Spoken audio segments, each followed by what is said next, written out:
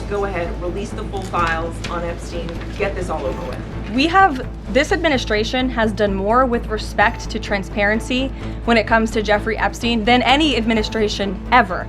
In fact, this administration, the Department of Justice, has turned over tens of thousands of documents to the American people. We are cooperating and showing support for the House Oversight Committee. That's part of the reason you are seeing these documents that were released today, because of the House Oversight Committee's and Republicans' efforts to get these out to the public. This administration also moved, the Department of Justice also moved to unseal grand jury testimony, which we know, unfortunately, a judge declined those requests. So this administration has done more than any, and it just shows how this is truly a manufactured hoax by the Democrat Party. For now, they're talking about it all of a sudden because President Trump is in the Oval Office. But when Joe Biden was sitting in there, the Democrats never brought this up. This wasn't an issue that they cared about because they actually don't care about the victims in these cases.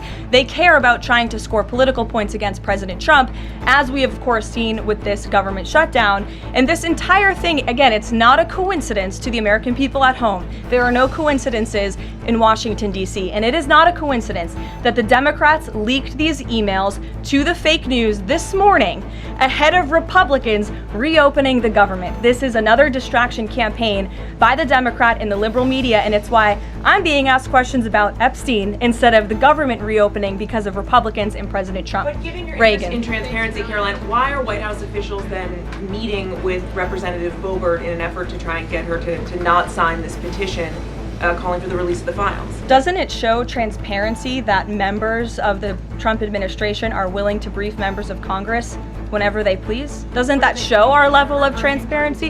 Doesn't that show the level of transparency when we are willing to sit down with members of Congress and address their concerns?